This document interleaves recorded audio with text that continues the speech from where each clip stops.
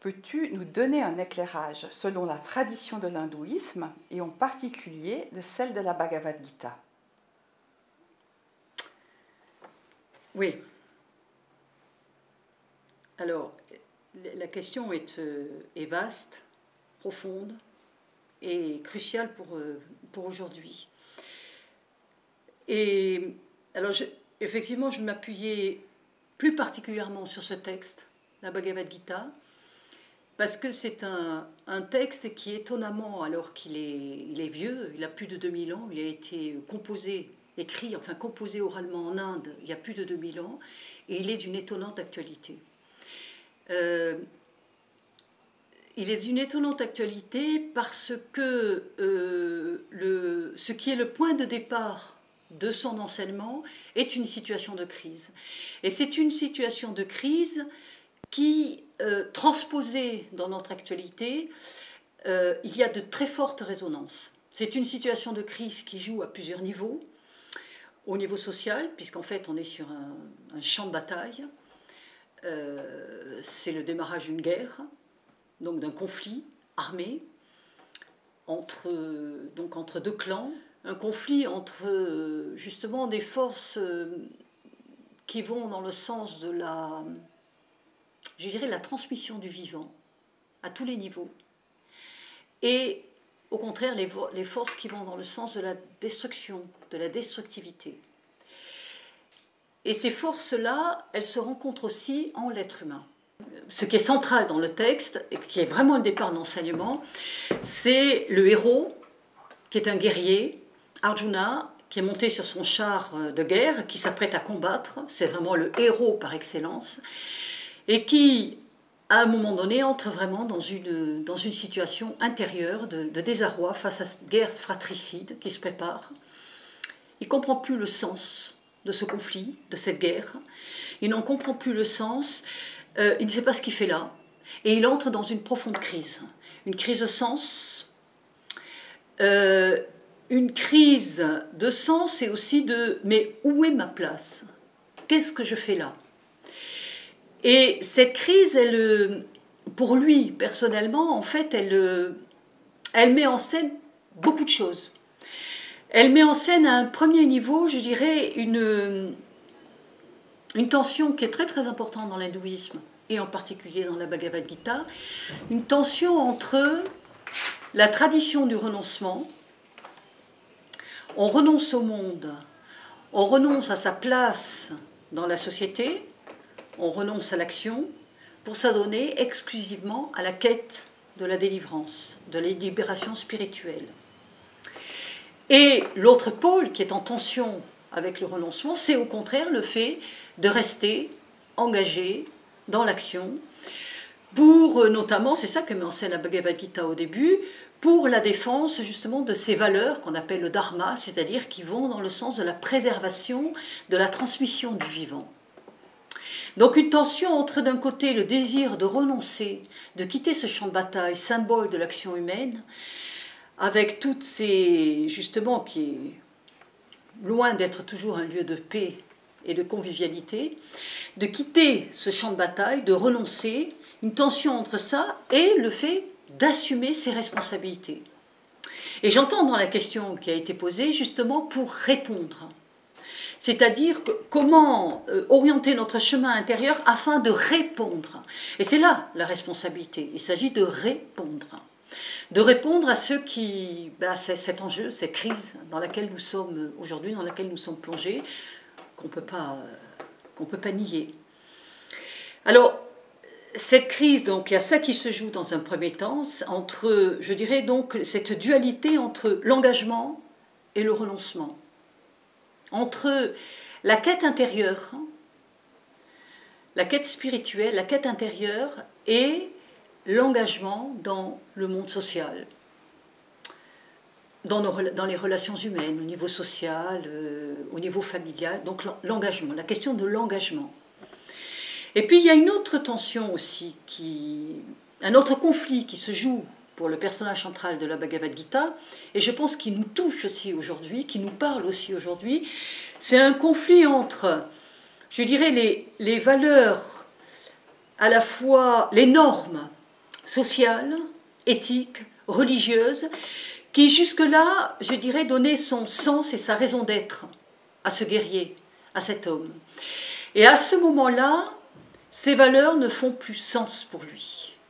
Ces valeurs ne font plus sens, ces valeurs ne viennent plus nourrir sa raison d'être, sa raison d'agir, sa raison de s'engager. Elles ne font plus sens. Et c'est aussi la raison de sa crise. La raison de sa crise, donc, où effectivement, il ne comprend pas ce qu'il fait là. Il ne comprend pas, pour le dire très rapidement, hein, schématiquement, s'il est dans le clan du bien, si je peux dire, ou dans le clan du mal. Ces notions ne veulent plus rien dire pour lui. Donc je dirais, c'est une crise profondément par rapport à ses valeurs éthiques, morales. Et puis, cette crise, en fait, c'est aussi la crise qui met en scène l'émergence de son individualité. De son individualité et peut-être, je dirais plus précisément, de sa propre singularité. Et qui passe forcément par une situation justement de conflit avec le collectif. Par cette crise, il se désidentifie des normes du collectif. Voilà. Et je pense que ça, c'est un premier enseignement du texte pour nous aujourd'hui, me semble-t-il. C'est le fait de... On est plongé, je crois que ça, c'est un premier pas que nous avons à faire, c'est qu'on ne peut pas dénier, que nous sommes niés et être dans le déni, que nous sommes plongés dans une situation de crise à plusieurs niveaux, écologique, social, comme tu l'as dit Anne dans ta question, écologique, social, je dirais même au niveau des valeurs morales, et puis spirituelles. Donc ça, je pense que c'est un premier pas, le fait d'accepter ça, d'être dans l'acceptation qu'effectivement, on est dans une situation de crise, il y a un passé d'un certain confort, entre guillemets, qui ne reviendra pas. C'est une évidence qui ne reviendra pas. Nous sommes dans une situation de crise et il y a quelque chose qui se cherche à l'intérieur de ça. Mais je dirais, pour être peut-être à l'écoute de ce qui se cherche dans cette situation de crise, on doit passer par le fait effectivement, d'accepter complètement ça. Et c'est vrai que c'est pas toujours facile quand on écoute les informations, quand on lit les journaux. Parfois, on a envie de fermer le journal, de fermer la radio ou la télévision parce que c'est trop. Les informations, c'est difficile, c'est difficile. Je suis la première à parfois le faire, justement. Donc ça, c'est un premier pas, je dirais, justement de ne pas être dans le déni par rapport à cela. Et en même temps, je pense qu'au cœur de cette crise, et c'est ça aussi donc, que nous apporte cet enseignement de la Bhagavad Gita, au cœur de cette crise, il y a un enjeu considérable pour nous, pour chacun et chacune d'entre nous. Un enjeu considérable qui est justement celui de nous relier à notre dimension de profondeur, de nous relier à notre dimension de profondeur, donc d'être, parce que la crise, elle est aussi religieuse et spirituelle, comme tu l'as dit dans ta question, donc nous reliant à notre dimension de profondeur, de se rendre compte que nous sommes aussi, par notre propre cheminement, par notre propre questionnement, par nos avancées qui parfois peuvent passer par des moments de recul, mais nos avancées, nous sommes en quelque sorte aussi co-créateurs de ce qui est en train de se chercher. Et donc, je disais, l'enjeu considérable de cette crise, c'est de se relier à nous-mêmes, à notre dimension de profondeur. Même si cela n'est pas toujours confortable. Parce que, tel Arjuna sur le champ de bataille, ça peut nous mettre effectivement en conflit, en tension, avec certaines normes actuelles, certaines normes, concrètement, ça peut se vivre dans notre travail, des comportements avec lesquels on n'est plus d'accord, qu'on ne peut plus assumer, des choses qui sont dites, qui sont transmises, avec lesquelles on n'est plus en accord. Et je pense que ça, c'est une chose, si on le vit en soi-même, et si on sent qu'il y a un enjeu crucial pour soi-même, là aussi qu'il faut accepter. Qu'il faut accepter parce que je pense vraiment qu'il y a quelque chose aujourd'hui qui est absolument fondamental, c'est que si, pour sortir, en tout cas pour mener cette crise dans laquelle que nous traversons, pour essayer de participer et d'y répondre, ça ne peut passer que par chacun et chacune d'entre nous. Ça, c'est... Je ne pense plus aujourd'hui que les solutions soient à un niveau uniquement collectif. Uniquement. Je pense qu'il y a vraiment c'est ça, un appel à une responsabilité de chacun vis-à-vis de lui-même. Voilà, ça pour moi c'est indéniable. Alors pour ça, ça veut dire, voilà, ce que nous enseigne la Bhagavad Gita par rapport à cela, donc c'est effectivement ne pas être dans le déni, accepter de traverser la crise, parce que dans la crise, s'il y a des choses difficiles, il y a aussi justement la possibilité de naître, du verbe naître, de naître à une autre dimension de soi-même et d'ouvrir en soi-même un espace de liberté qui va rejoindre un espace de responsabilité précisément. C'est-à-dire cette capacité à pouvoir répondre là où je suis, là où je peux agir. Alors ça sera le deuxième point que nous enseigne la Bhagavad Gita, c'est que à partir du moment où le guerrier refuse de combattre, le char s'arrête, son char s'arrête, donc il laisse tomber les armes, donc il se désarme, il lâche prise, comme on dit beaucoup aujourd'hui, il lâche prise,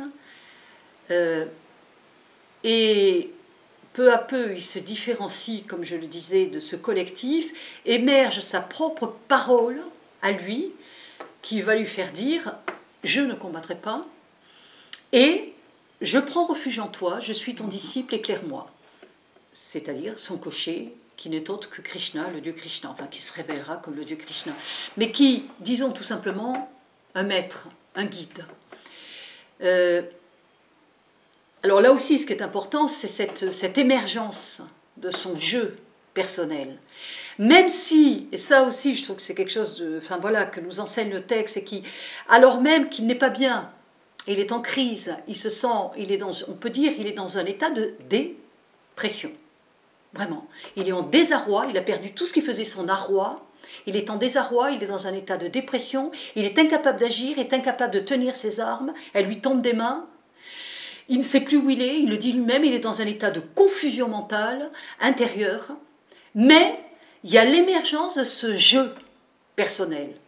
Et ça, c'est quelque chose de très fort. Et au moment où il dit « je ne combattrai pas », là, il prend une décision. Là, c'est une décision, et c'est une décision, je dirais que là, il est responsable, vraiment, de sa parole. Il s'engage complètement dans sa parole. « Je ne combattrai pas, je prends refuge en toi, je suis ton disciple, éclaire-moi. » Donc ça signifie je me retire momentanément parce que j'ai besoin aussi d'entrer dans un cheminement intérieur et j'ai besoin de me sentir guidée, d'être guidée dans ce cheminement intérieur. Mais je sais que ma décision maintenant, elle est là. Voilà. À partir de là, la deuxième chose que je voudrais retenir peut-être du texte par rapport à nous aujourd'hui, c'est que dans ce cheminement intérieur dans lequel entre peu à peu Arjuna, donc le héros de la Bhagavad Gita, étonnamment, une des premières choses qu'il va rencontrer, qu'il va entendre, c'est justement il va se relier, voilà, je vais l'exprimer comme ceci, il va se relier à la joie profonde. Et ça, je pense que c'est quelque chose dont nous avons vraiment besoin aujourd'hui.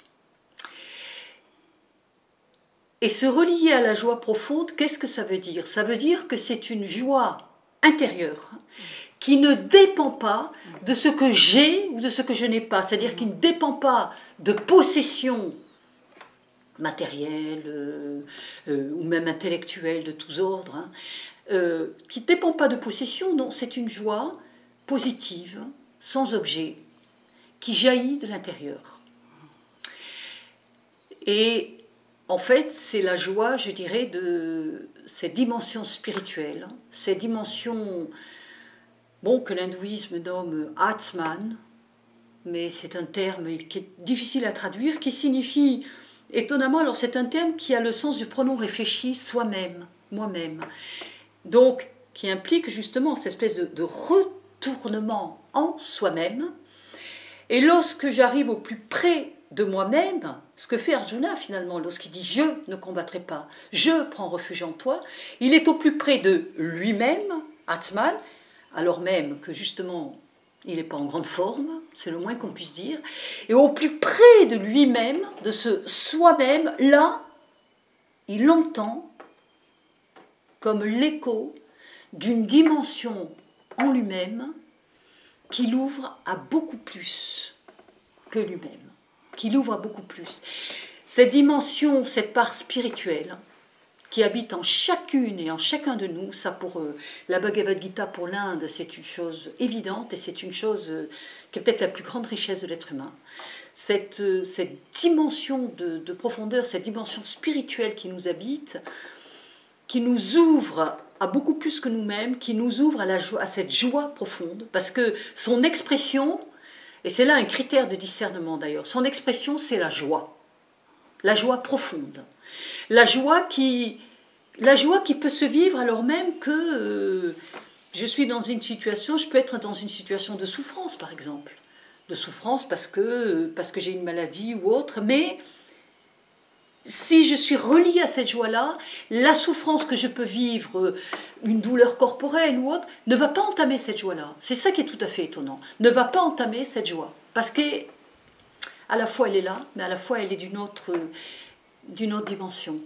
Voilà. Et ça, je crois que c'est un message très très important pour nous aujourd'hui, que de se relier, parce que on a énormément de messages. Les médias nous envoient beaucoup de messages. Je pense aux jeunes en particulier. Beaucoup de messages qui sont quand même lourds, qui sont quand même négatifs évidemment sur les catastrophes écologiques, sur justement toutes les mutations qu'on est en train de vivre, que d'ailleurs on ne présente pas comme des mutations. On présente comme des destructions, des catastrophes, etc., mais qu'on ne présente pas comme des mutations, précisément. Et donc je pense que le fait de se relier, alors par un travail, effectivement comment? Mais déjà, d'accepter de se relier à soi-même, d'entrer dans ce chemin de reliance avec son soi-même, et ces petits moments qui peuvent, ça peut se passer à la faveur d'une marche, en forêt, tranquille, à la faveur d'une lecture, d'un livre qui nous touche particulièrement, à la faveur d'une méditation, à la faveur d'une pratique, à la faveur, si je pratique un art par exemple, à la faveur d'une pratique de yoga, d'une pratique d'un art. Ces moments où tout d'un coup on touche cette dimension intérieure, cette dimension de joie qui nous dilate de l'intérieur. Et ça, je pense que ce sont des choses... ça laisse des traces en nous. Évidemment, la tentation, c'est toujours de mettre la main dessus et de vouloir absolument le reproduire. Ça. Mais c'est bien que ça ait été, que ça se soit passé. Ça nous permet de toucher à quelque chose qui est, vraiment qui est, de toute évidence, qui est et qui est en nous. Et cette dimension-là, et le fait de toucher cela, et par la répétition en plus de l'expérience, et c'est pour ça aussi que le fait de se mettre à l'écoute de certains enseignements, de lire certains textes, parce que là aussi on va toucher à quelque chose dont je voudrais parler, c'est comment on va nourrir notre intériorité. Qu'est-ce qu'on va apporter à notre âme en quelque sorte, à notre intériorité? On va la nourrir de quoi? Pour précisément rendre cette expérience, non pas chercher absolument à la reproduire, mais tout simplement nous mettre de plus en plus en état d'accueil, de réceptivité, de ce qui ne demande qu'à se donner à nous. Et peu à peu, je pense que cela, c'est aussi ce qui édifie une confiance en soi et une assise intérieure. Et ça aussi, je pense que c'est quelque chose dont nous avons absolument besoin aujourd'hui, justement pour répondre et participer à ces mutations. Et vraiment, merci d'employer ce terme de mutation plutôt que uniquement celui de crise, parce qu'au sein de la crise, il y a quelque chose de l'ordre d'une mutation. Pour répondre et participer à ces mutations-là, nous avons besoin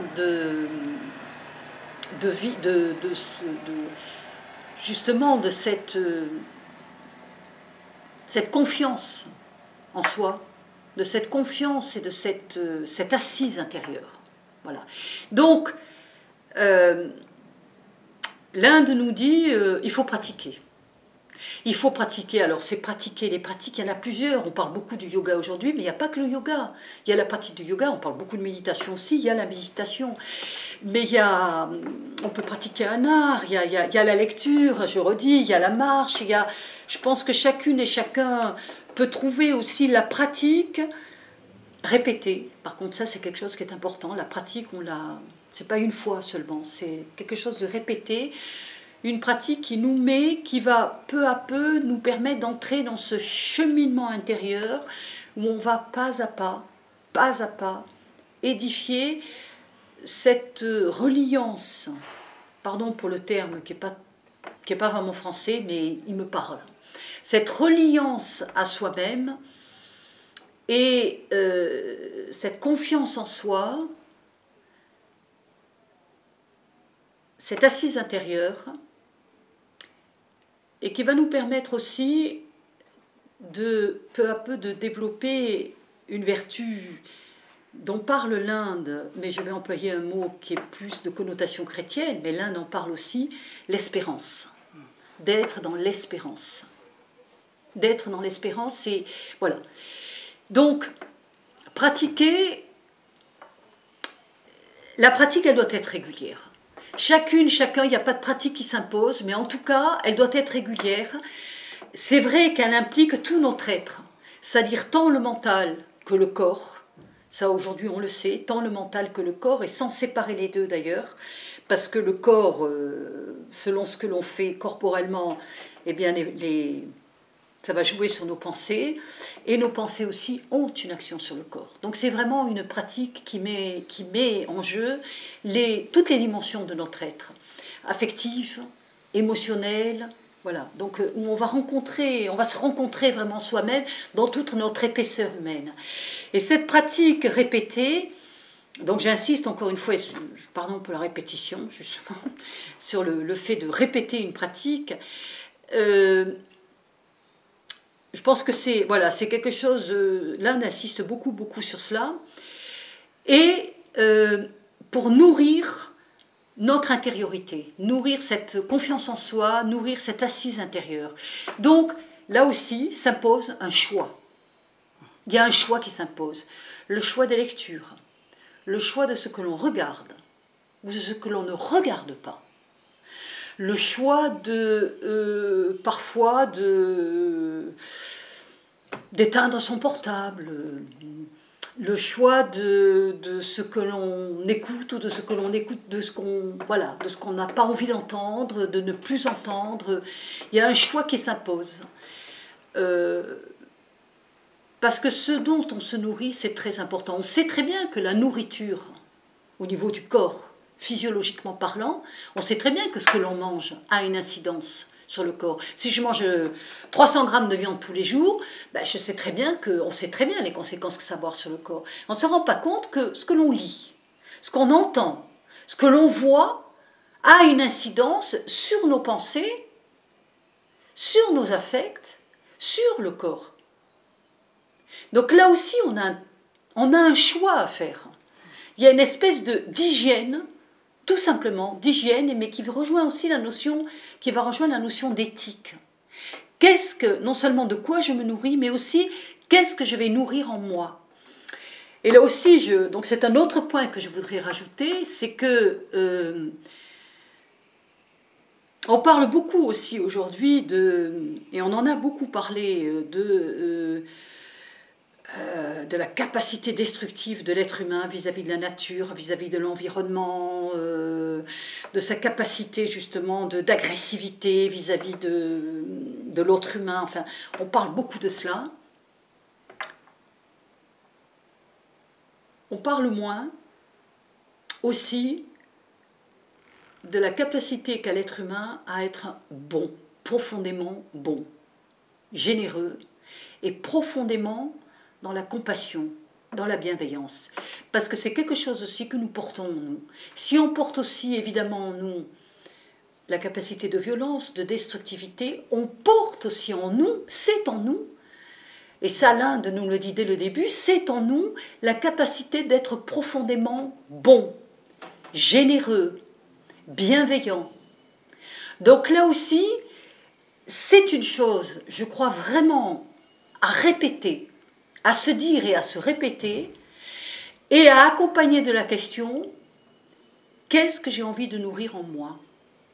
Ce qui va dans le sens de je dirais globalement de la destructivité, mais ça peut se décliner de plusieurs manières.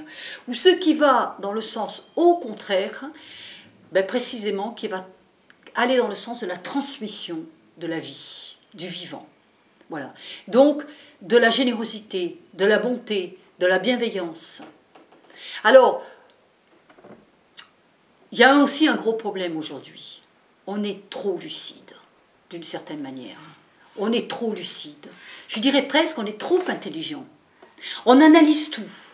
On est extrêmement lucide sur le fonctionnement de l'être humain, le fonctionnement de son cerveau, de ses affects, etc., etc. Et donc, quand on parle de développer en soi ses capacités de bienveillance et de générosité, on peut vous faire un discours très savant sur « oui, mais qu'est-ce que ça cache ?» Voilà. Alors, soit je développe un discours très savant sur « qu'est-ce que ça cache ?» et donc le soupçon. Est-ce que ce soupçon, cette lucidité, elle va nourrir en moi la part réelle de capacité à être vraiment généreux, bon, dans le partage. Dans un partage et dans une capacité à donner et à recevoir. Parce que c'est par là que se transmet la vie. Le vivant et l'espérance. C'est la capacité à donner et à recevoir. Parce que je peux recevoir, je peux donner. Parce que je sais recevoir, je vais savoir donner. Voilà. Donc, je crois que là aussi, il y a des choix. Dans quel sens aller? Voilà. Dans quel sens? Dans le sens, les deux acceptions du terme sens. Ce qui va faire sens pour moi, c'est-à-dire va faire sens dans le sens où ça va orienter mes énergies intérieures. Ça va les orienter, leur donner une direction. Et sens, dans le sens, l'acception du terme, ça donne une signification à mes actes, à mes choix. Ça donne une signification. Voilà. Et cette signification, c'est cela aussi que peu à peu, et plus je vais ancrer cette force en moi, et plus elle va se diffuser dans mes actes. Elle va se diffuser dans mes actes, dans mes paroles, dans mes relations aux autres, dans les choix que je peux faire. Et je pense qu'il convient d'assumer aussi, qu'il convient d'assumer. Je peux très bien dire à quelqu'un, ah ben non, moi j'ai plus de compte Facebook, j'ai plus de compte, je suis plus sur Twitter ou autre. C'est un exemple que je donne, hein. C'est un exemple personnel, veuillez m'excuser, c'est un exemple que je donne. Mais bon, c'est pas du tout, je l'impose, c'est pas une norme, hein, c'est tout simplement un exemple que je donne. Mais l'assumer. Pourquoi? Parce que j'ai besoin justement de ne pas être dispersé dans cette espèce de multiplication d'informations et d'écrans, mais de rester relié à cette dimension de profondeur qui me permettra d'être d'autant mieux présent à ma relation aux autres, au monde. Et c'est une question, et pour moi c'est une question, je parlais tout à l'heure de pratique d'un art. Et en fait je dirais que c'est ça, c'est un art. C'est l'art de se recréer soi-même. Et je pense que dans ça c'est par rapport à une certaine destruction, je dirais par exemple, d'une certaine écologie, enfin on parle beaucoup de ce mot destruction, il est beaucoup employé aujourd'hui, une certaine destruction d'un ordre, enfin d'ordre à plusieurs niveaux. Comment on peut répondre? Par la création. La création. Ce qui s'oppose à la destruction, c'est la création. Soyons créatifs, imaginatifs et créatifs. Soyons créatifs, imaginatifs par rapport à nous-mêmes. Voilà. Et donc, et c'est ça aussi cette liberté intérieure. Cette liberté intérieure, et cette liberté intérieure, donc ça veut dire, ben, je suis un être singulier. Parfois, je ne fais pas comme tout le monde. Je ne suis peut-être pas tout à fait à la mode. Aucune importance. Ce qui est important, c'est d'être justement dans son dharma intérieur, comme diraient les Indiens. C'est-à-dire en relation avec sa vérité intérieure. Je pense que c'est là qu'on répondra d'autant mieux à ces différentes mutations auxquelles nous sommes aujourd'hui confrontés. Et je voudrais terminer en lisant juste un passage. L'univers reflète ce que nous sommes et la manière dont nous le percevons. Si nous posons sur lui un regard généreux et bienveillant, il nous témoignera à son tour générosité et bienveillance. En revanche, si nous l'abordons avec méfiance, dans le seul but de satisfaire nos intérêts personnels, nous n'obtiendrons de sa part que méfiance et avidité. La confiance appelle la confiance. La peur appelle la peur. Admettre la bienveillance de l'univers ne consiste pas à nier l'existence de sa part d'ombre. Donc, on peut mettre à la place de l'univers chacune d'entre nous. Mais ne voir dans la nature qu'un univers sauvage et impitoyable, et dans l'espèce humaine que des êtres égoïstes et cupides, nous incite à répondre sur le même registre.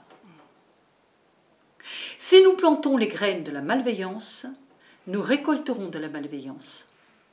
Si nous plantons les graines de la bienveillance, nous récolterons de la bienveillance. Si nous posons sur l'univers un regard généreux et bienveillant, il nous témoignera à son tour générosité et bienveillante.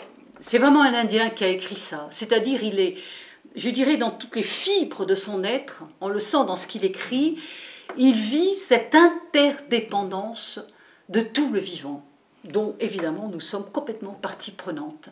Et donc effectivement, plus nous développerons en nous, nous déploierons en nous nos graines de bienveillance et de générosité, et plus nous serons en relation avec ce qu'il y a de bienveillant et de généreux dans le monde et dans les autres. Et plus cela se développera.